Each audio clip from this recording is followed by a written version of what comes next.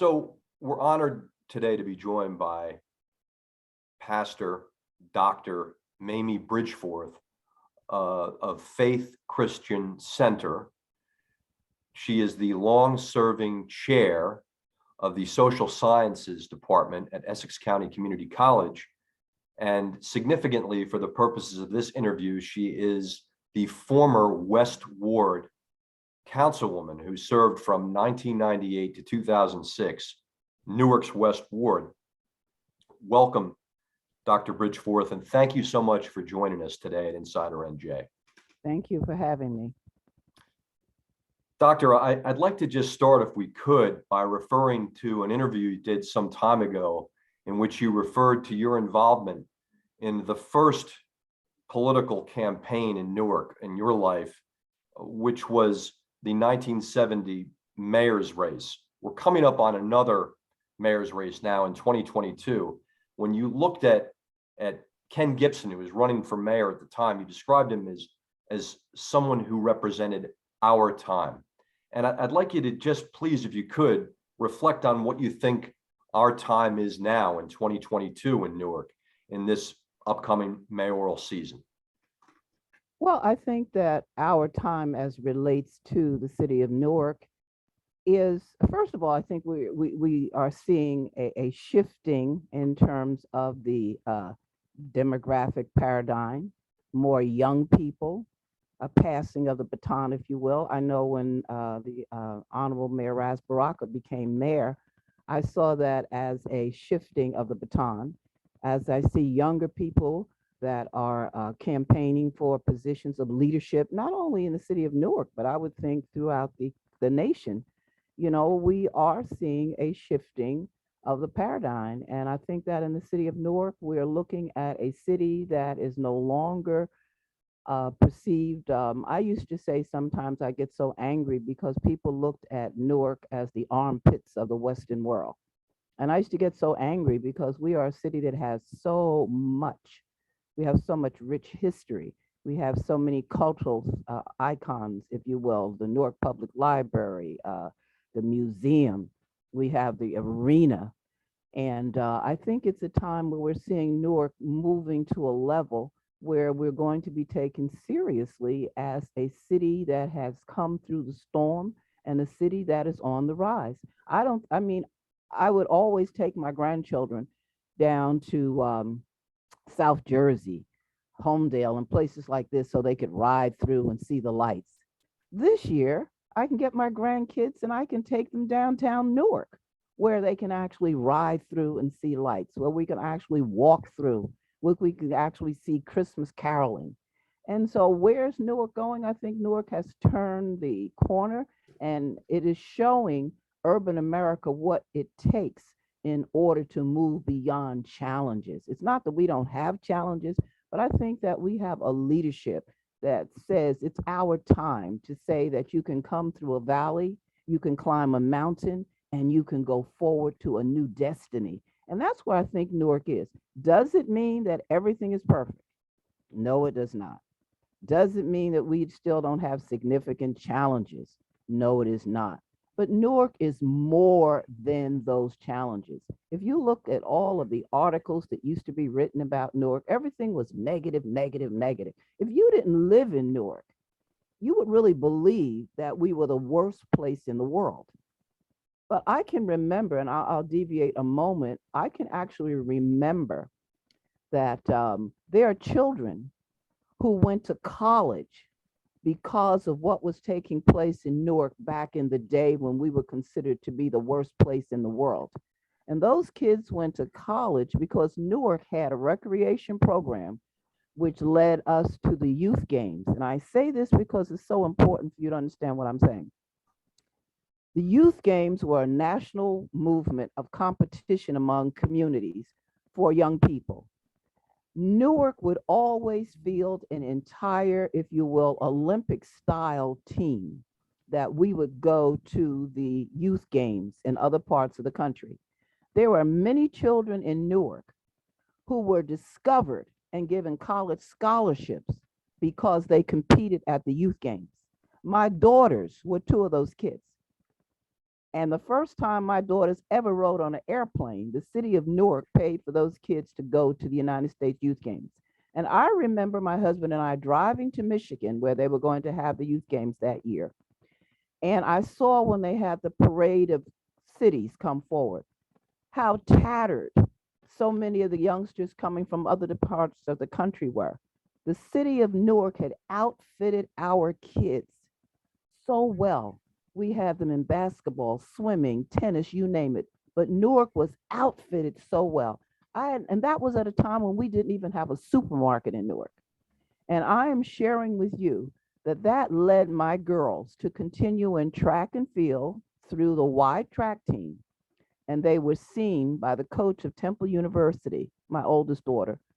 My middle daughter was seen by the coach of Temple University, offered her a full 4-year track scholarship.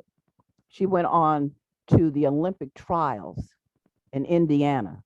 Why? Because it came back to youth games. Why am I saying this? I'm saying this is that at that time, you saw such negative publicity, you thought nothing good was going on in Newark. So what I'm sharing with you is that the Newark we see now came out of the ashes of that. And the problems we have now do not define Newark.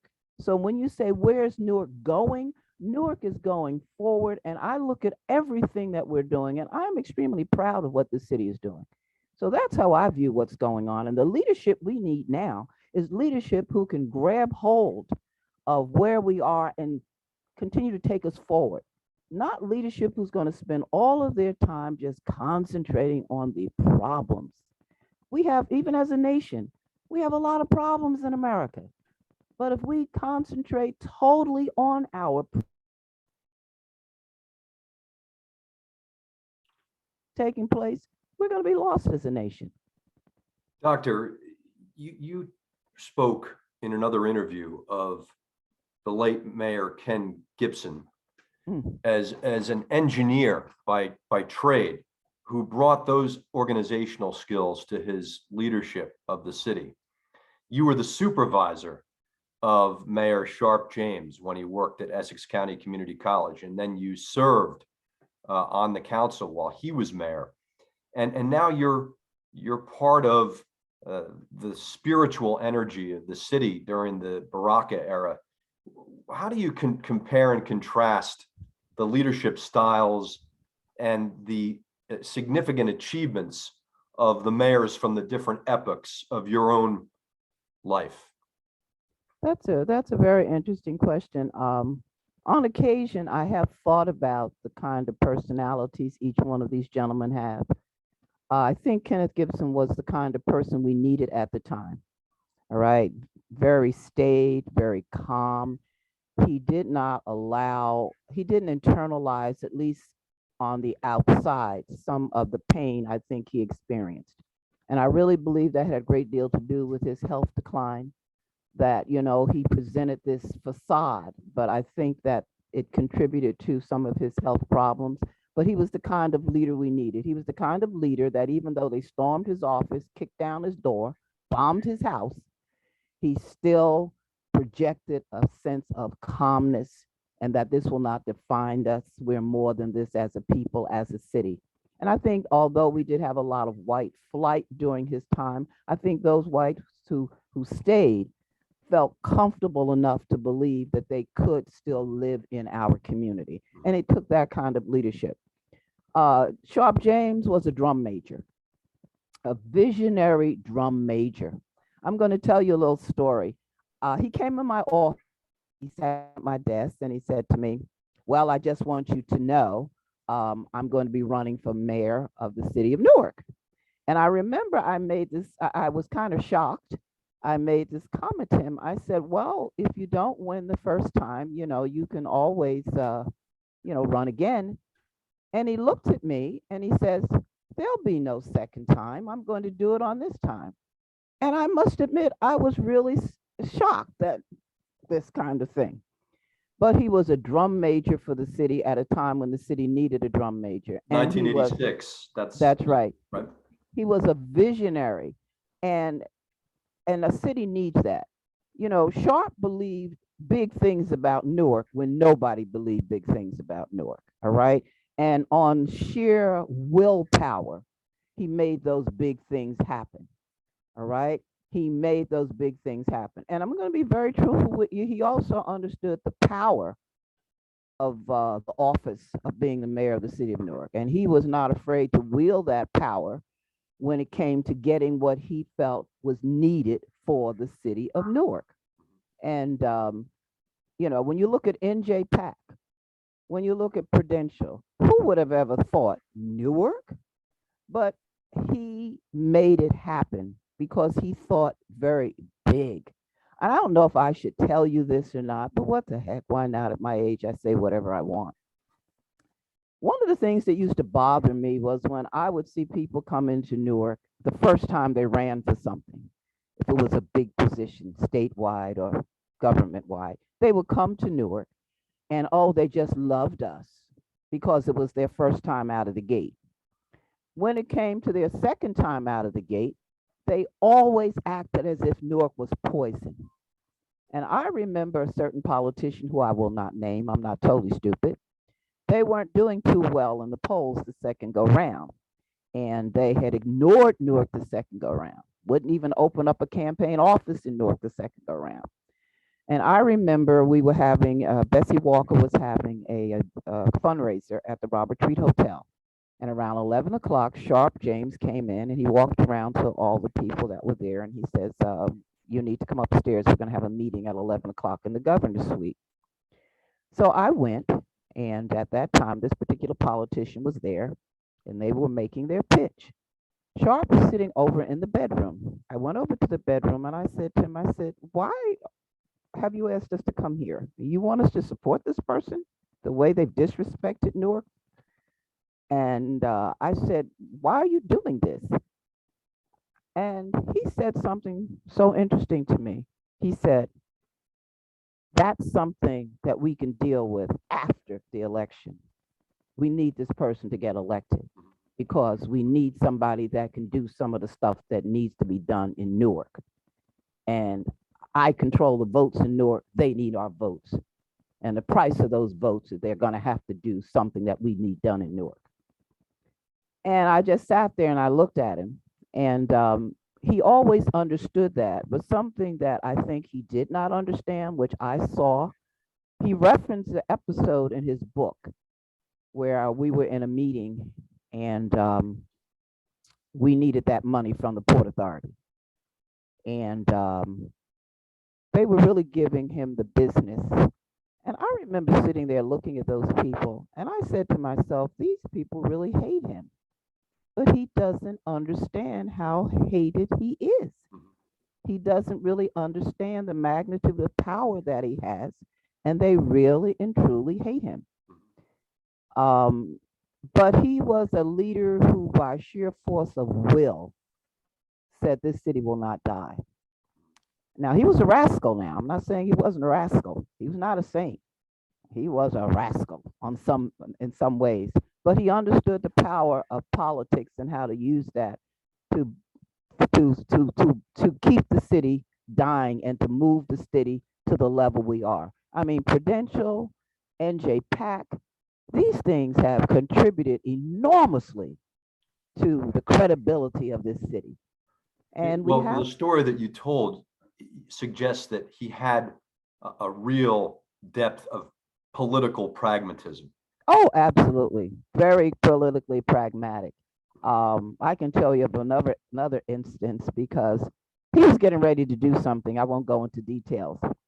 He was getting ready to do something, and I heard that he was getting ready to do it, and it kind of offended my moral values, if you will. Mm-hmm.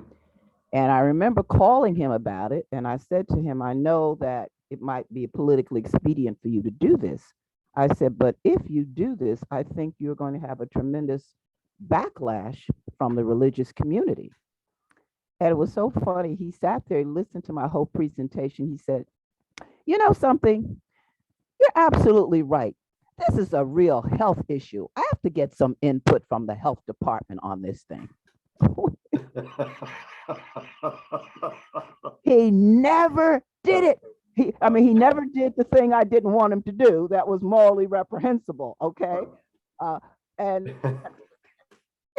to do with the department per se, but he found a way that nobody could come to him. He had turned it over to some input. Right. So, yeah, he understood that. Very, very pragmatic.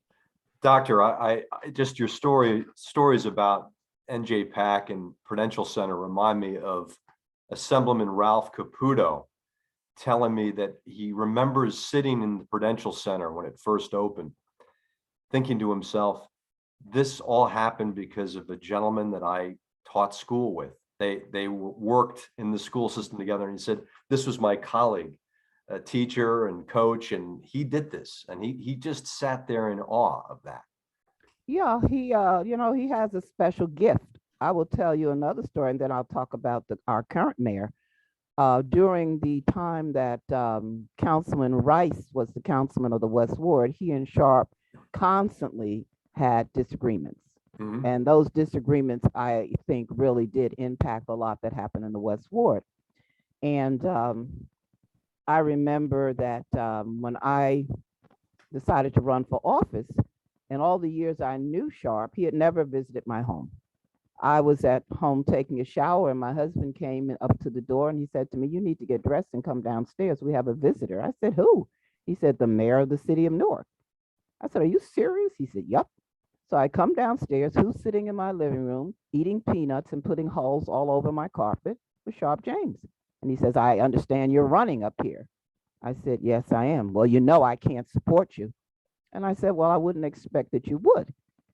And you don't want to know why? I said, well, if you're not going to support me, you're not going to support me. He said, because I need 5 votes. I need 5 votes. You got to understand that. And you're the kind of person who will be spending all this time dealing with all kinds of things, and it'll be doubtful whether I can get a 5th vote. So I can't support you. Then he asked a question. He says, am I in trouble up here? I said, you're in a lot of trouble. I said, because for 4 years, you have abandoned the West Ward of Newark. You've acted as if we don't exist. And then he went into this big scenario about, well, Ron keeps me out and this and that. I said, Ron is this council person. You are the mayor. Rather, the two of you are always at each other's throats has nothing to do with the fact that you owe the people of the West Ward something. And I said, if I were you, I would have a meeting up here.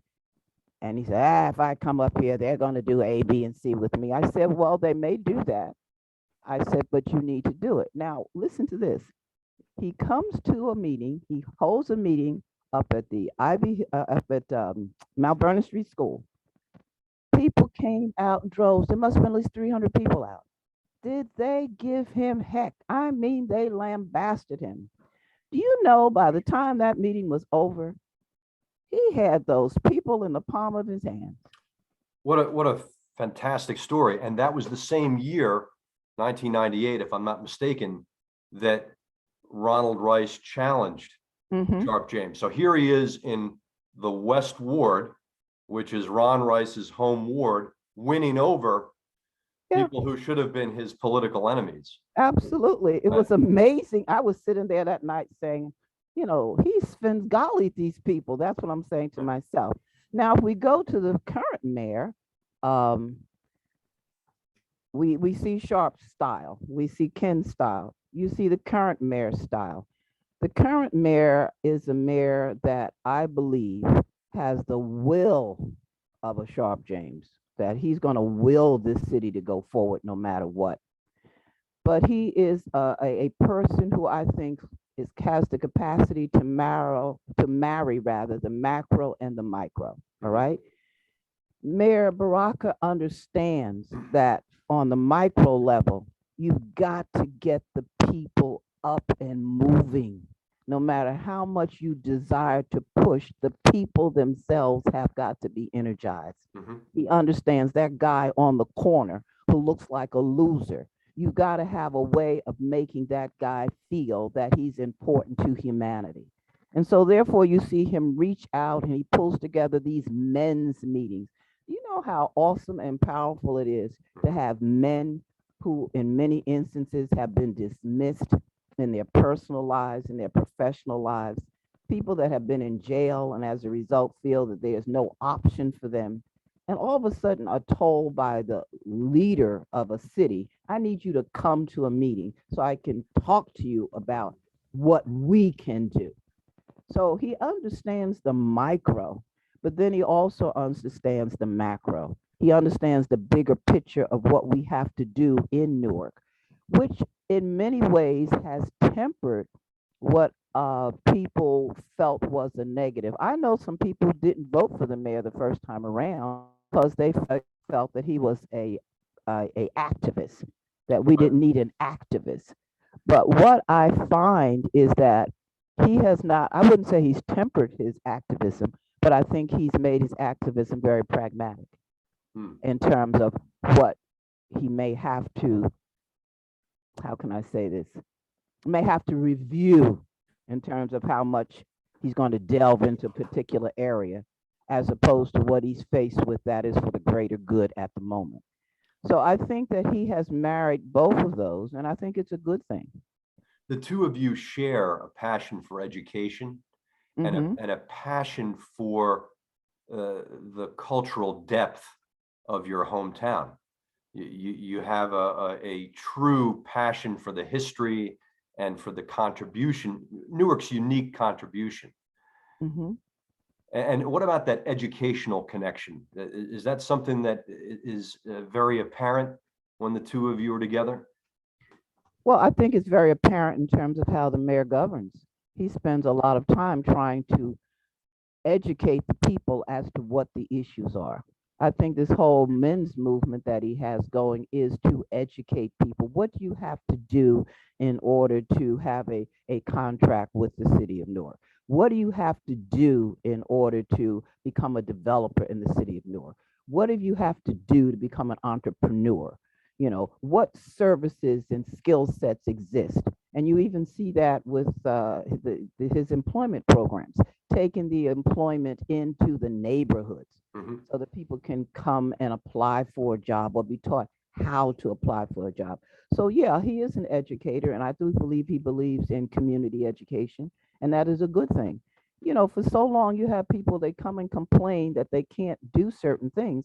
Well, if you don't know that you have to be able to meet certain guidelines, then you're going to be angry. But if somebody can show you what the guidelines are Mhm. and how to file an application for something and what steps you have to go through, you're less likely to spend all your time talking about what can't be done and apply yourself to what I do have to do step by step. So I think that is a good thing. And that's what an educator does. What an educator does is you try to say to people, ignorance is not a problem because my whole position is an ignorant person can always be educated. All right. Ignorance is a lack of knowledge. Once I give you the knowledge, then you can go forward. But so many times we have neglected to do that in our community. You know, it's not only in Newark. I think in the minority community throughout this nation, we have fallen very short in educating people what they must do. They want to start a business. Well, you need to know how to start a business. You need to know that you have to file taxes. You need to know that you need to keep records. All of these kinds of things. You have to know how to go step by step by step to do what needs to be done. And when people don't know and then they see others doing, they become very angry and they become very enraged because they say, I have the ability to do that. Sure, you may have the ability to do that, but do you know you need to be incorporated? You know, do you know that you need to have an LLC? Do you know you need to have a tax ID number? You know, do you know that you have to have a bond capacity and what it takes to be bonded? These are things people just did not know. And nobody sat down and taught people how to do these things. So I think that we see his desire to educate people in almost everything that you see him doing. And it's an education that goes beyond merely codes. Yes. Right. Yes. It's a truly localized Localized. realization of the power of your city in the That people who live there and the potential therein. you're absolutely correct. You know, you have to let me say this. My husband was, many people laugh because they wonder, Dr. Bridgeforth, well, I wasn't always Dr. Bridgeforth, all right? I was young. My husband and I got married far too young. His parents had to sign for us to get married.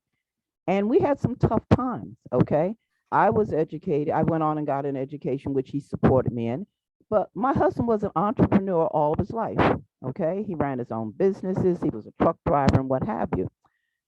But the things he didn't know, if I had not had the capacity to know those things, although he had the skill set, he would have never been able to be successful at what he was doing. Mhm. And so that's the kind of thing that needs to be reinforced at the local level in every way.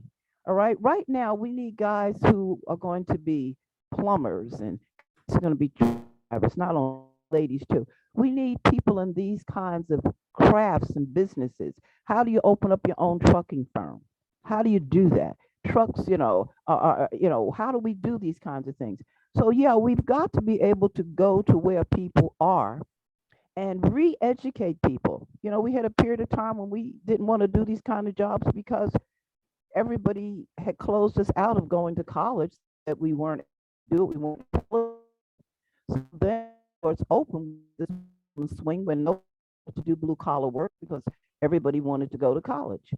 How do we re-educate people to understand that there is a need for blue collar workers, if you will, and how do we get you educated to fill these new positions coming down the road? How do we do that? Even in terms of computers, how do we educate young children from the very early ages so that they can get into coding and things of this nature? Well, in order to do that, there has to be a cultural re-education. We have to educate parents to say, you know what, I'm not going to buy you $300 sneakers because I can take that money and I can pour it into having technology in the home. Right. You see, so it's a whole arena of education. I even see him, I'm going to be very frank with you, he has educated the church, or I should say the house of worship. Mhm. Prior to Mayor Baraka coming into office, houses of worship were very insulated. People were behind their doors doing whatever they did within their community inside the doors, and they were not outside the doors. I used to say it was so ironic. Houses of worship would hire security to guard their house of worship. Why drove up their cars, walked past somebody selling drugs on the corner, or walk past people sitting on the steps of their broken down homes, go into their houses of worship, shut their door, have whatever was going on in there, come out, get in their cars, and leave. When Mayor Baraka became mayor, I remember I attended a meeting at which he wanted to meet with clergy. So the room was packed with clergy. And he challenged them. He said something I will never forget. He said, I was elected to be mayor of the city of Newark, and I will do my job. You all say you're the religious community. I beg you to do your job, Mhm. right? He said, and your job means, as far as I'm concerned, you've got to go outside of your doors and try to work with the people outside so we can make something happen in their lives. He says, I can't do that without you doing that.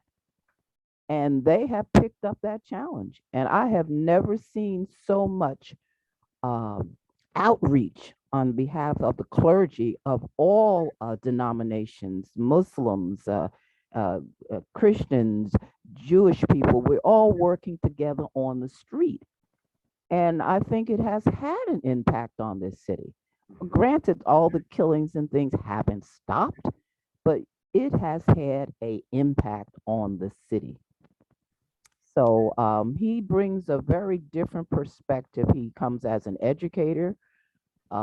He comes with a as a person, I think, that has a tremendous love for the city. But also, I think he comes as a person who still remembers how his father was brutalized. And I think that that is important, that You know, all of that has come together to produce an individual whose time has come with a city whose time has come. If we had a mayor, I think, who was absentee, this city would be lost. He's a very hands-on person, and we're at a point that's what we need. We need a hands-on person. Doctor, I would add this, since you mentioned his father. He's one of the few politicians I've ever observed who seems to truly have a muse in the truest sense of that word. So I think he's a poet, as his father was, and what I see him doing is not reciting the same lines as most politicians do. They have a formula, and then they repeat that formula in different settings. I see him actively withdrawing inspiration to form very original phrases in the way he communicates simultaneously, instantaneously. This is something very rare. I've found his. That's a gift. Yeah. That's a serious gift, but I think it's a gift that comes from a place within him that was honed by his experiences as a child growing up.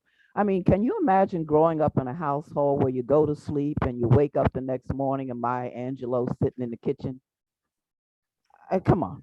Right. That's a very unique experience. Right? But I think it just comes from someplace deep inside of him where there is a belief that his destiny is in the hands of something greater than himself. I remember, and this takes me back to, because you know he ran several times. I remember I was a district leader in District 38, which was voting at Lincoln School.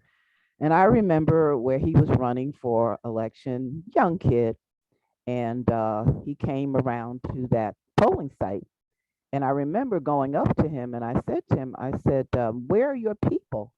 I said, because all the other candidates have people out here giving out flyers. And I said, there's nobody out here for you giving out flyers. And I said, and you know, you got to have somebody out here because you can't win like that. I'll never forget it. He just sat, he stood there, you know, he kind of looked at me and then he said, well, I'll win. It'll happen when it happens. No, it'll happen when it's supposed to happen. Mm-hmm. I will always remember that. Mm. And I'll also remember something else. And I'll say this.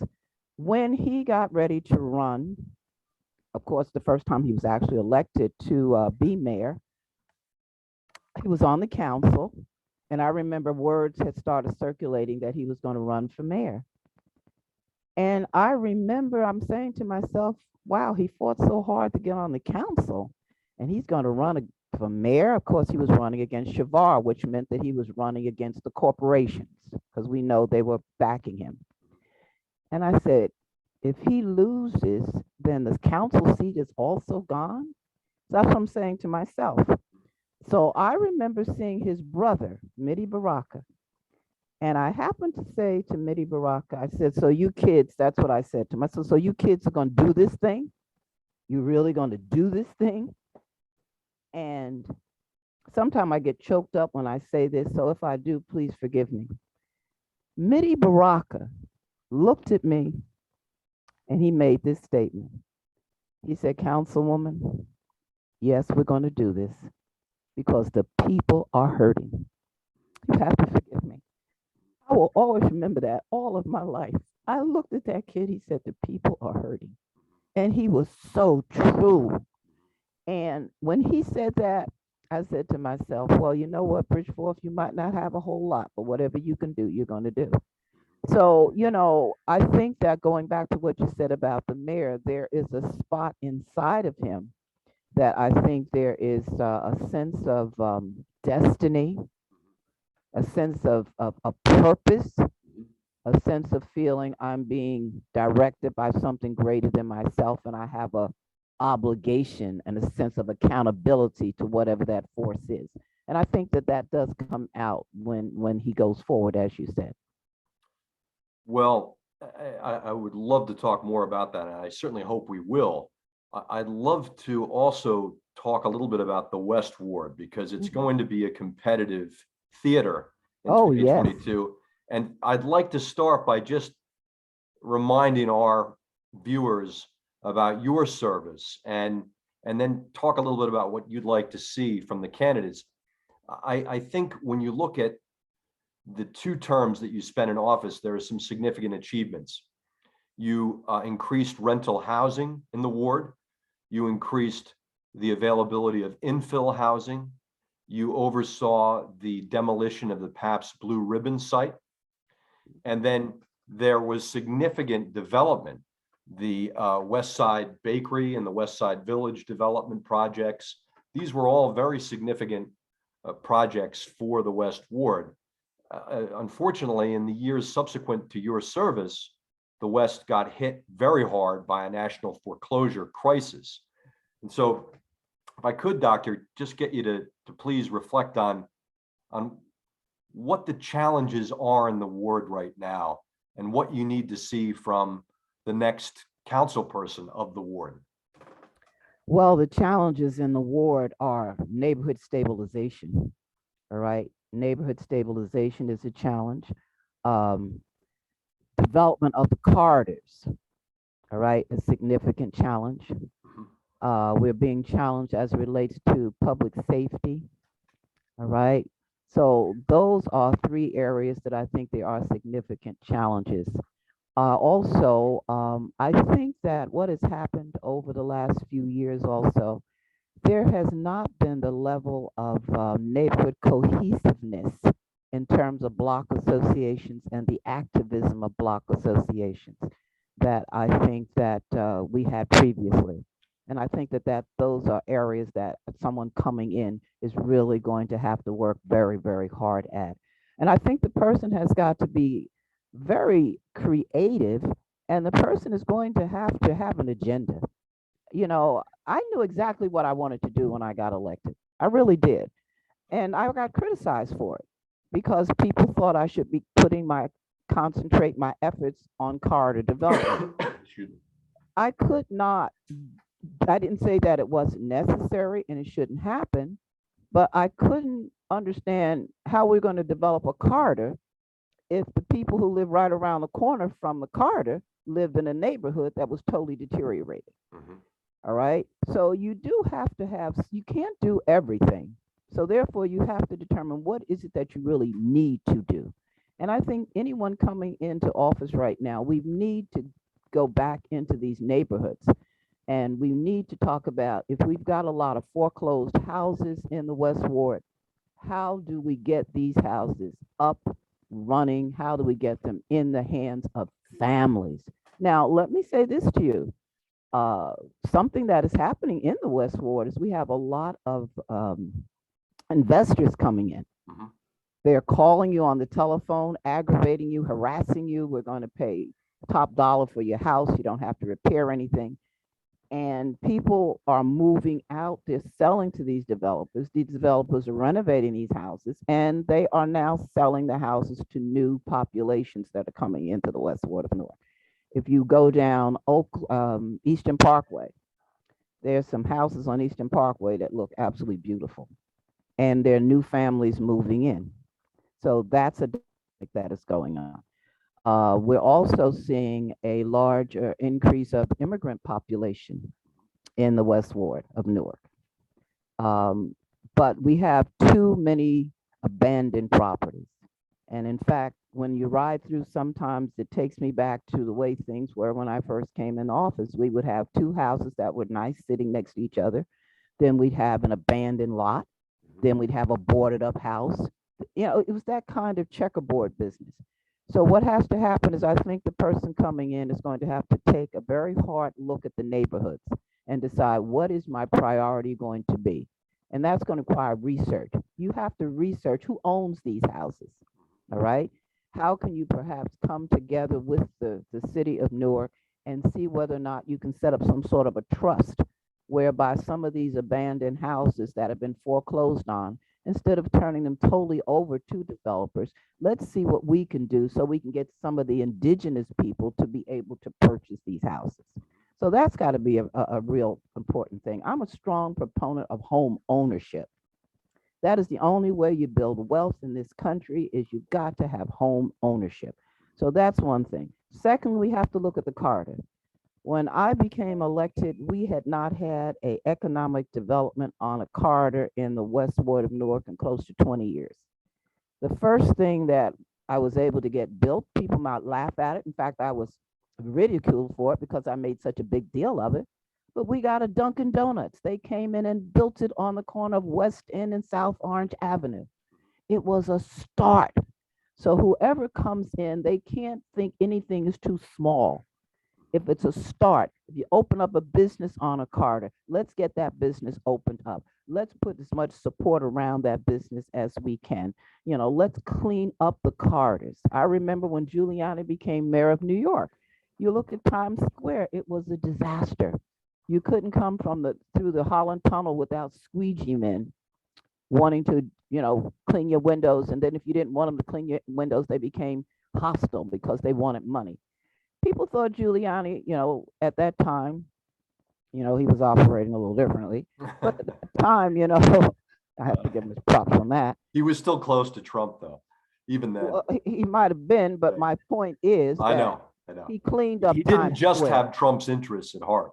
Then. Right. Yeah. He cleaned up Times Square. Did. He did what needed to be done. So what I'm saying to you is that whoever is going to come into office, they've got to say, listen, we're going to clean up the corridors. That means that the people who own businesses, who breeze in, shut their doors, make their money, breeze out, could care less about what the corridor looks like. We have to begin to enforce whatever needs to be enforced in terms of our laws to make sure that the businesses operate differently.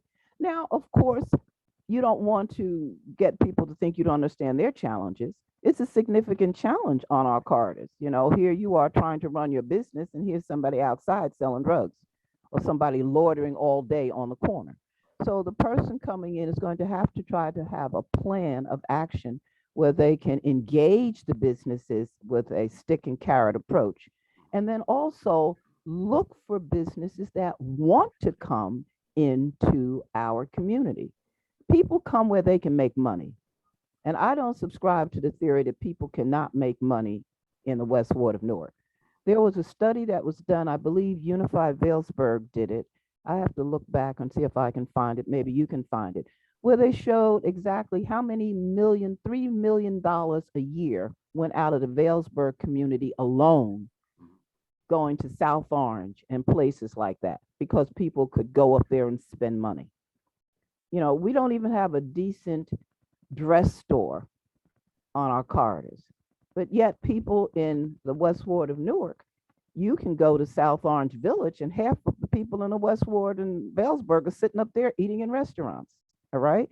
So we need somebody who's going to come in and say, okay, this is going to be my fight. I got to change the mentality. I got to change the attitude.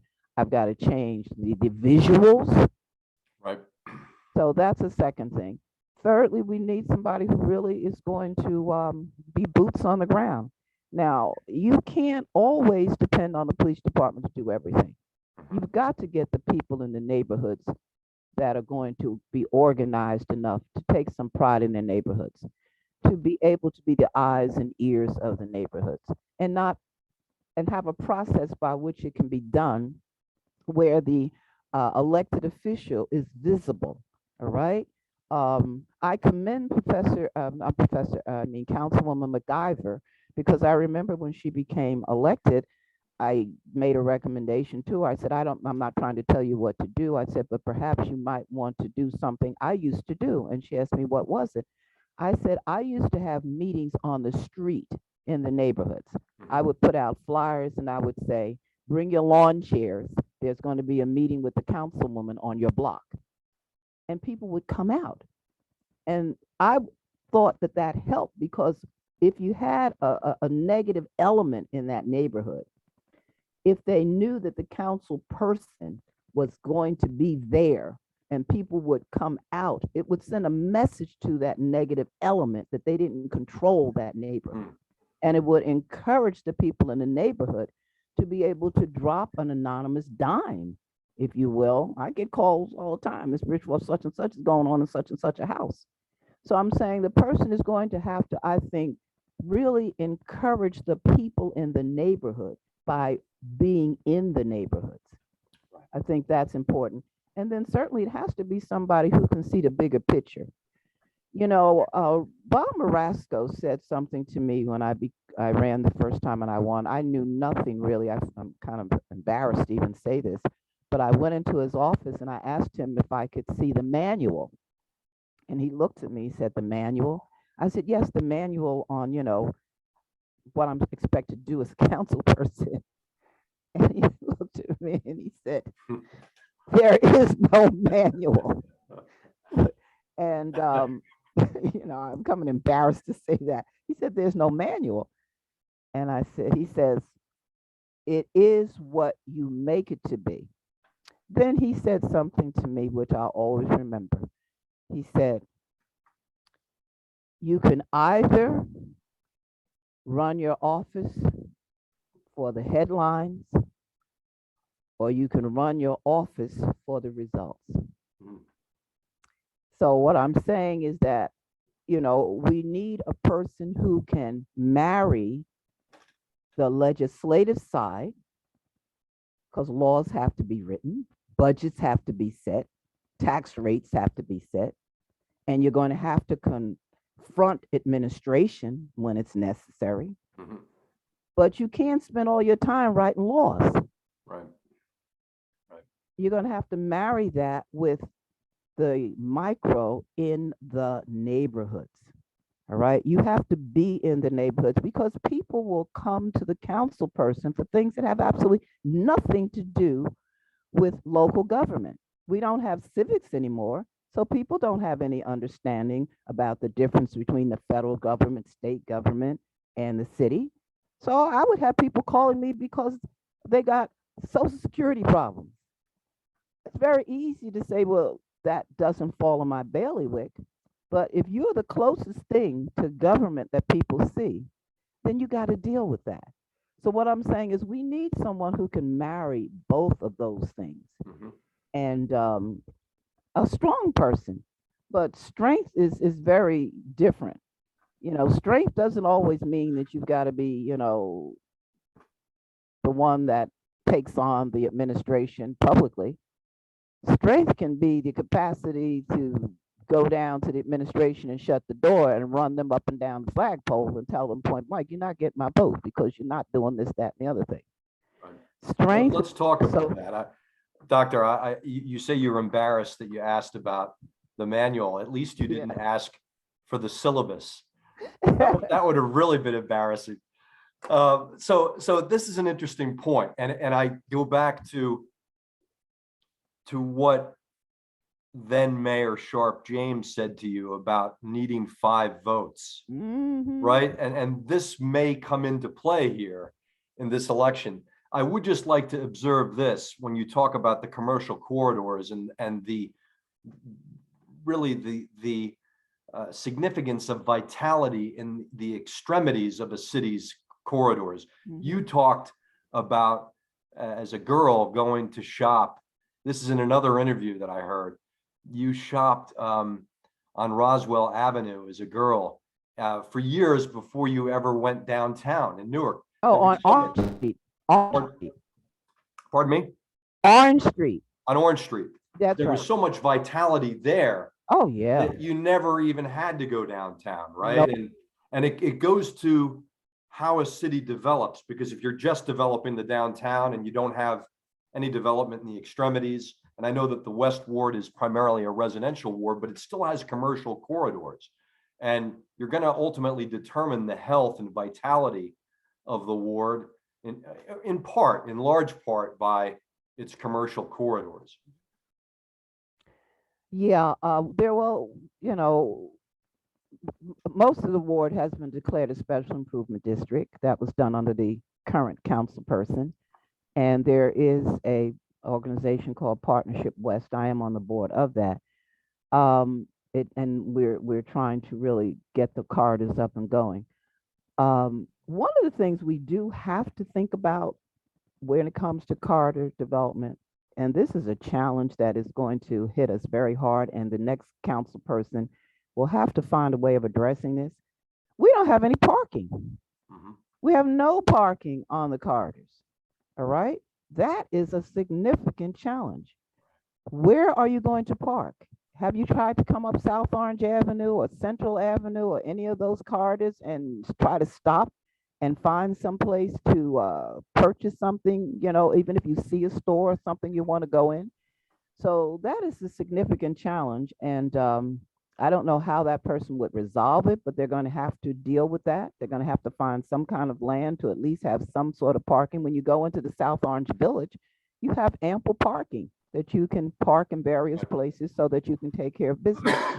But it's something that we have to look at. I would say this, though, when you do look at the Carters, they may not be that attractive, but one of the things that I find that is very interesting is that we have a large immigrant population that have been opening up businesses up and down our corridors. Mhm. All right.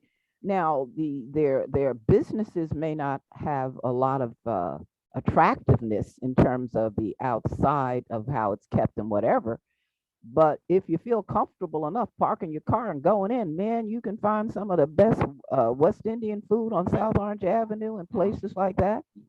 Joe's Market, that is the only place in the West Ward of Newark, and I would say almost the only place in the city of Newark outside of the Ironbound, where you can go and get ethnic foods. People come from all over to go to Joe's Market to buy West Indian food, African food, and so forth, spices and so forth. Now, why am I saying this? I'm saying this because I'm saying to you, there is a business community there. Right. The issue is, how do we expand it? How do we package it?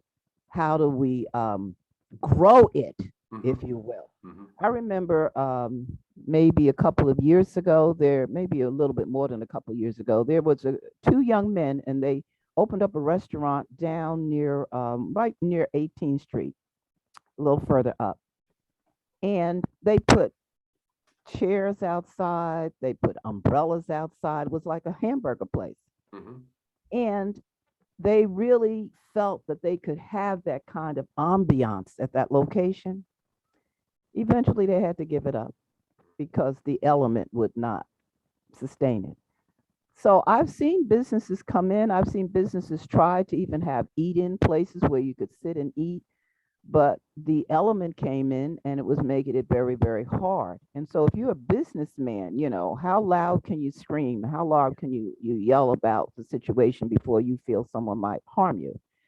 Uh, there is a business that is on South Orange Avenue. It's a dry goods business. And it has done very well. You can go there and buy just about anything you want, Mhm.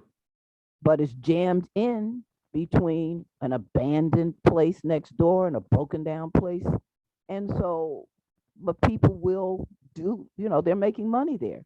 So, what I'm saying to you is that whoever the new person is, they're going to have a way of setting up a corridor that is off limits to the element.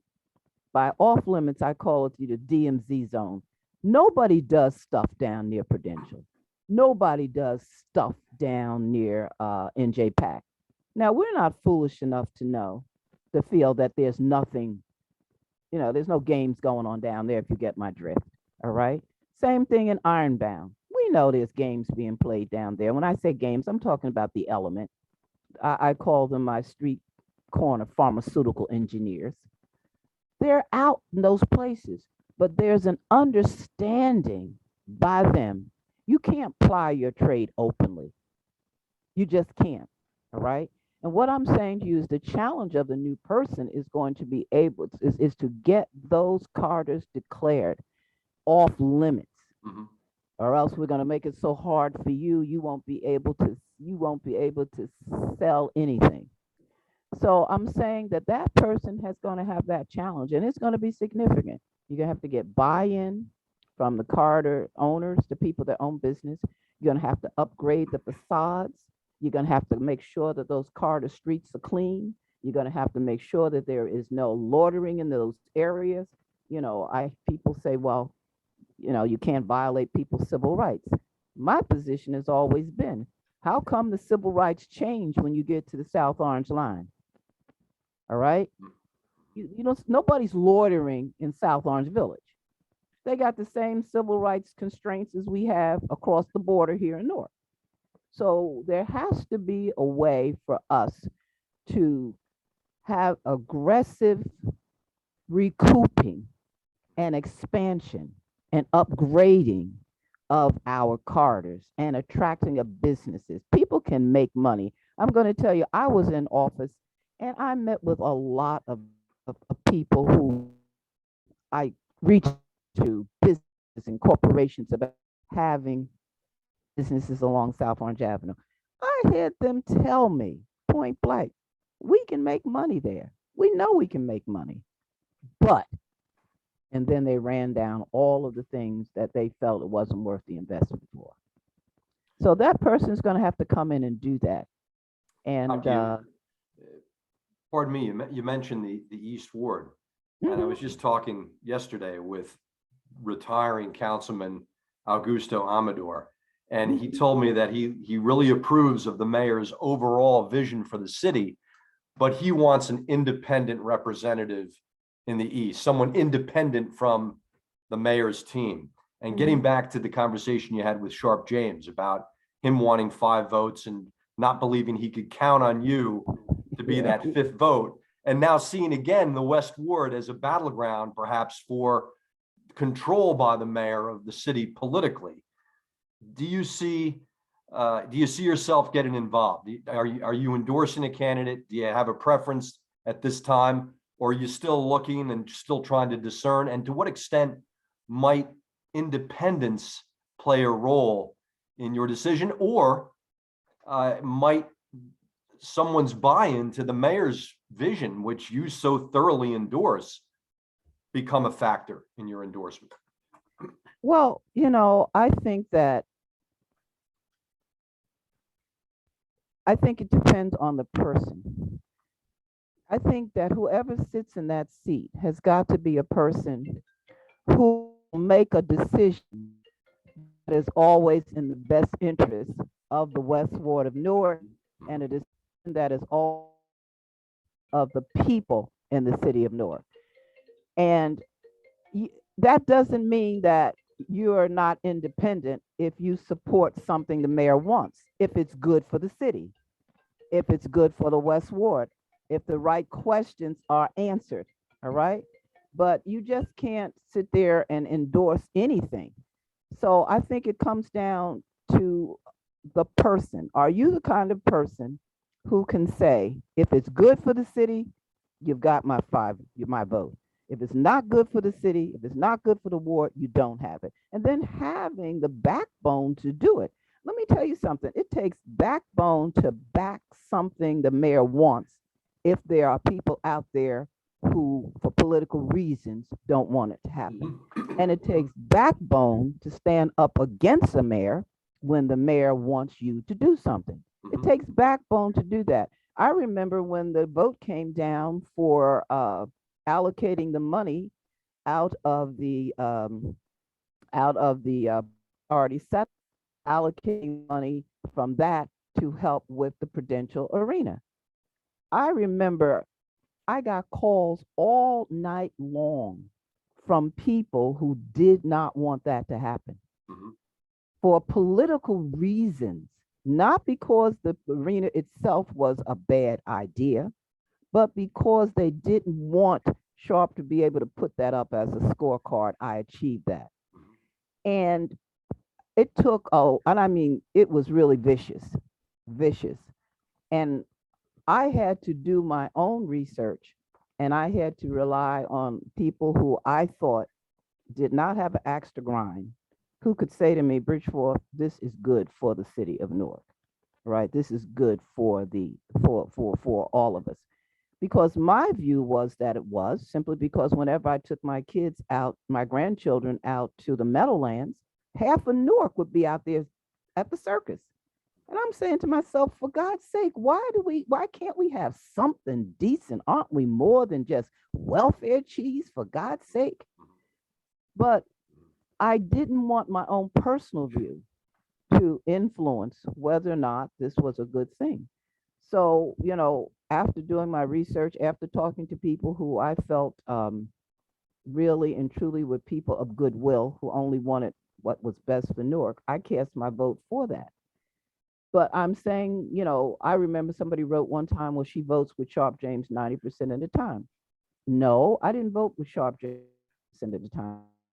Projects which he could prove to me benefited the city of Newark and the citizens of Newark. So we need a person who's independent enough to be able to fight the administration when necessary, support them when necessary for the goal of benefiting the people. And one of the ways that I'm looking at this thing, the way it's shaping up, and I'm not sure if it's an accurate assessment. People are saying, okay, well, he's supporting certain candidate in the West so that he will be able to be guaranteed his fifth vote. That presupposes that anybody that he supports, is going to be a weak person. I don't know if that's accurate, and I don't know if it's not accurate. I don't know if it's reasonable to say that the person who he's not supporting would be the best person because that person will be independent. Right. What I will say to you is this: whoever sits in that seat is going to have a working relationship with the administration. Mhm. You cannot get anything done for the people you are elected to serve if you are at war all of the time. It makes, as Mr. Marasco said, it makes for good headlines, but does it do the job? So at this point, I've looked at both young men. At this point, only two, that's not true. Only two of them have sat with me. I did have a discussion with Mr. Dupre. I did have a discussion with Mr. Kosi. They're both very bright young men. They're very, very bright young men. They're both young men that have a love for the city of Newark. They have a love for the West Ward of Newark. I think that the ward would be served with either one of them, Mhm. in terms of their character, of their intelligence. I think that the city, we could be certainly served with both of them. Now, of course, there are no women in the race. There may So be though. that's There what may it's there may highly be some that get in, possible. It's right? highly possible Yep. that a woman would get into the race. And if that person ever wanted to have a conversation with me, I would be honored to have that. So I just think it's going to be a very interesting race. The West Ward has always been known as a very independent ward, very, very independent ward. I remember when they tried to destroy Rice, the Democratic Party tried to destroy Ronald Rice. They did Ronald Rice Sr. I don't know if you What know was this. this, 2007? Yeah, this little history. Okay. What they did was they gerrymandered him out of this area as Okay. our representative because they felt, okay, as long as he's in this area, people are going to vote for him. But if we can put him in another area of the West Ward where the votes are limited, people don't come out to vote, we can get him. It didn't happen. It did not happen because the West Ward rallied and proceeded to go out and vote for him. And what was so interesting is that there were a lot of people in the West who really did not support Ron. People think that Ron had the West Ward locked down. Not really. People didn't like the idea of someone from outside of the West dictating to the West. Right. So people went and voted for Ron, even if they didn't like him, to show Well, you. doctor, and it brings up a fascinating point, which is that someone may appear to be independent of the city's politics and be in a very sinister way controlled from without of the city and be advertising himself as independent and may in fact be the least independent person as a consequence of those manipulating forces from outside of Newark. Oh, absolutely. Absolutely. I mean, Newark is a very interesting prize for everybody. Right. A very interesting prize for everybody. And, it's Yeah, that's a very good possibility. So I'm Doctor, I sending. should note, I just wanted to note that the former South Ward councilman, Oscar James II, is also running for the West Ward seat. He is a declared candidate, and there may be others for that matter. Yeah, it's come to my attention. I have not had an opportunity to have any kind of a discussion with him. I've only had a discussion with the other two young men. Understood. Yeah. Uh, Let me ask you this, and we're coming to the end, but I certainly hope to do this again. And I hope that we can meet in person at some point. And I truly appreciate your insights today. You've been a politician, you're an educator, you're also a minister and a pastor. And I just wanted to ask you a little bit about your sense of spiritual energy in our politics today, and your sense of the true inspiration that is at hand for us in our leaders, and whether you see evidence beyond your obvious, very positive endorsement of the mayor. Do you see evidence of real spiritual energy in our leaders? Well, I can't speak to, people's spiritual energy in all honesty. I really can't. I think that people's relationship with what they perceive a higher power to be is a very private situation. Mhm. So I would not be able to, speak intelligently about that. Um, I had the honor of working with Louis Quintana. I did have the honor of working with Augie Amador when I was on the council. I found them to be really very, you know, decent human beings. I never got the feeling from either one of them that they did not care about people Mhm. and have a desire for anything that would benefit people.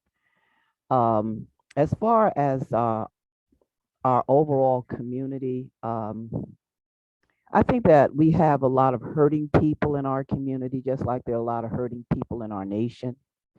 And I think the tenor of what leadership should be about is to build people up, to build people, to say to people, in spite of where you may be, you are important because you are a human being.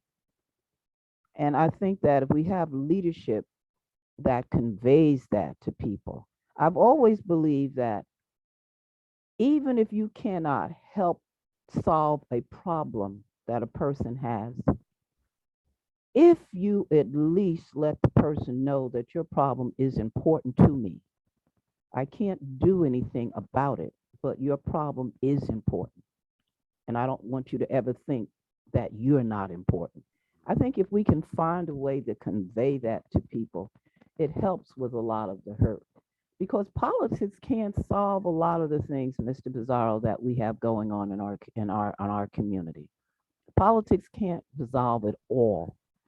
But I think that politics can go a long way to just letting people know that there's a purpose for you on this earth, right? And so I care whether or not you reach your purpose. And I think that message needs to be conveyed. You know, as a nation, my heart grieves at the level of anger and rage that I, oh, unfortunately, it's happening because of politics. And my point is that we have to be able to, as a people, rather it's the national level or the local level, we have to be able to, as a people, realize that we have a sameness of purpose. What do people want? People want their families to be safe. People want an opportunity in life. People want to believe that their lives for their children is going to be better than their lives. People want these kinds of things. They want to have food to eat on the table. They want to be able to laugh and feel joy. They want to feel when they're hurt that someone realizes they're hurt and they're there to help them along, even if it's nothing but to just simply say, listen, I'm praying for you. That's all people really want. And I just think that if we were able to convey this kind of thing to our community through our leadership, being accountable to the people, it might not be very important to you. I have a lady that calls me every day. She still thinks I'm her council person, God knows. And she's 85 and she calls me every day and she calls me Miss Bridgeforth. I said, yes, it's me. I said, yes. And she'll give me a list of things that to me, in all honesty, are not that important. But for her, it is important that someone come and do that thing about that particular fence. It's the biggest thing in her life is that fence that somebody knocked down.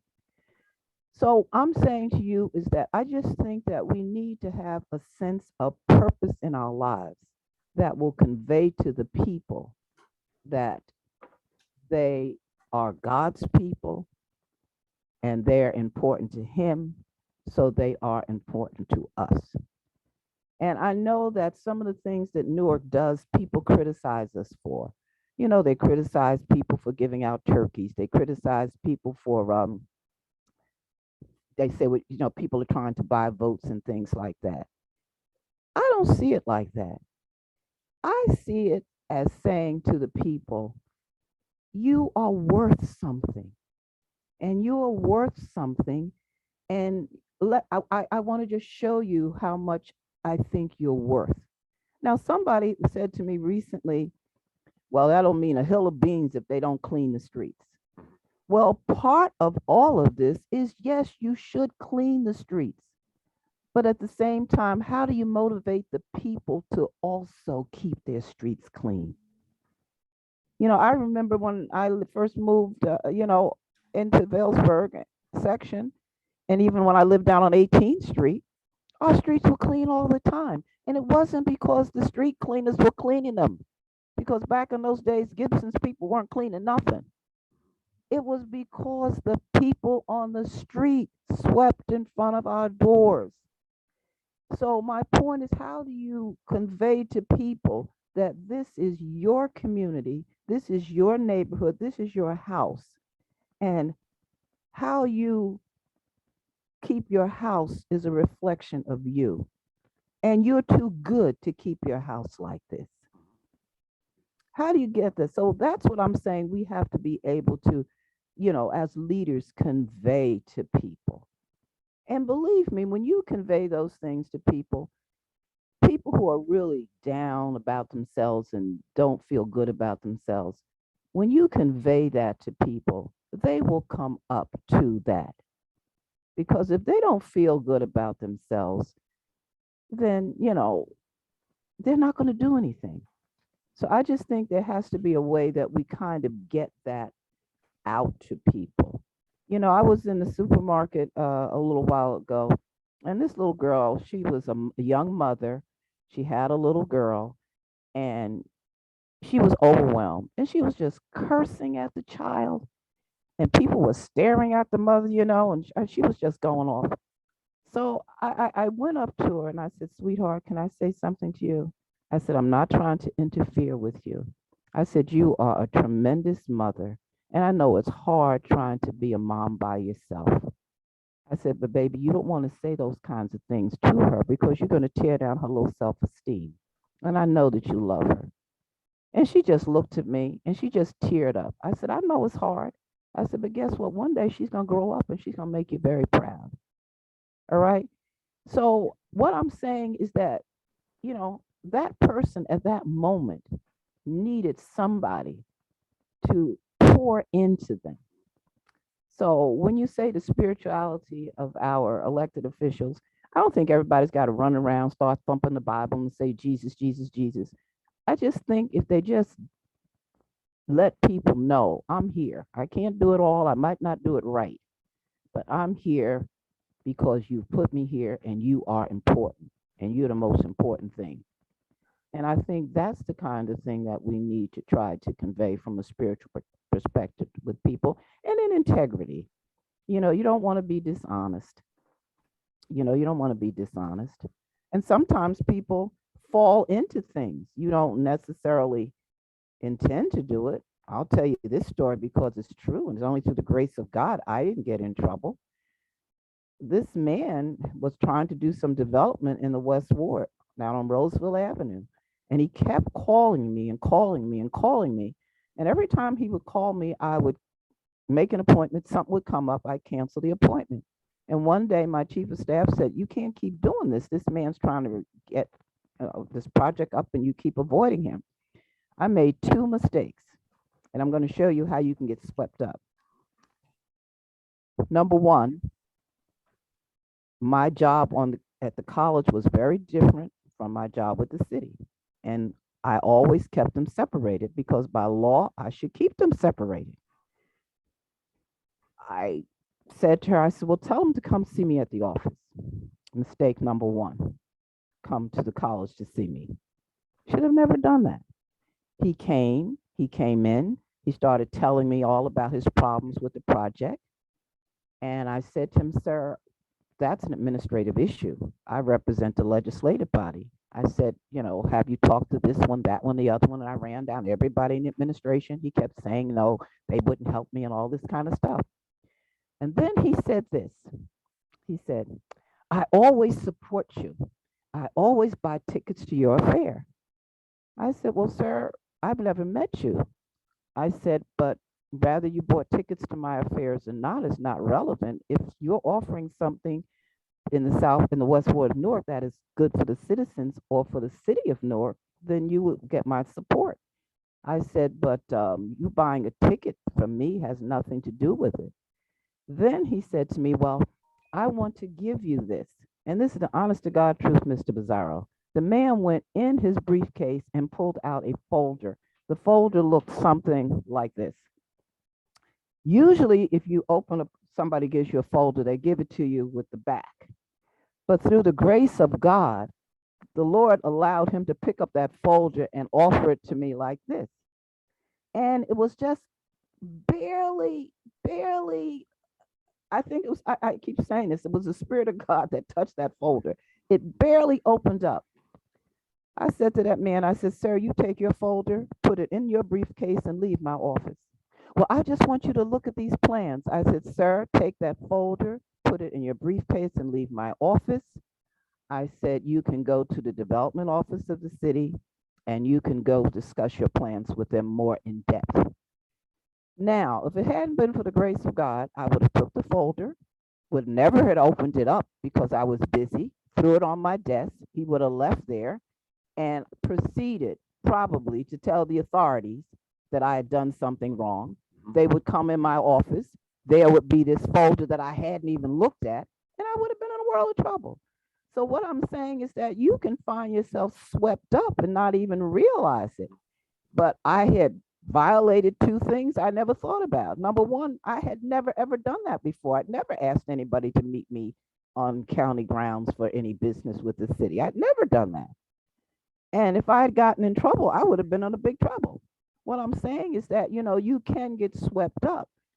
But thanks be to God, I never had anything of that nature happen to me, and I was able to leave office, and people tend to say that I conducted myself in a good way. So what I'm saying is that, we need integrity in our elected officials. And sometimes they can get swept up, and then sometimes they sweep themselves up. So I think if we can convey those things from a spiritual perspective, then it will benefit people. And, that's about it.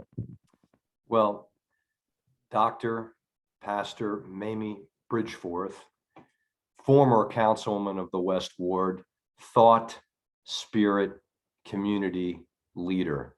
I just want to thank you so much for your time today. It's a privilege to speak with you and to hear your insights. And I certainly look forward to doing it again if you're game, and really can't wait to get more immersed in the West Ward campaigns. And along the way, I'm going to circle back and seek your wise counsel. Let me just show you something before you go away. I don't know if you can see this, but this is the that RPM. Oh, look at that. Yeah. Yep, this Yeah. is a West Side Village 1, Uh-huh. and it won the Governor's Award for Excellence in Housing. And this was December 2000. Mhm. And let me show you one other thing. I don't know if this, pardon an old lady, but this was the first development, the Dunkin' Donuts. Oh, look at that. Could you And just they pull it gave back that, a little bit? Could you put that up there again? Let me see. Thanks, yeah, doctor. Yeah, that was that's the original. great. Of course, they remodeled, but I'm just simply saying that, you have to start with Absolutely. yourself. Yep. So thank you so much. And I certainly hope you don't misquote me and make a whole bunch of people mad at me. Well, we have the video evidence, so I Okay. can't misquote you. Okay. Thanks, All right. doctor. You take care. God bless. Uh, Okay.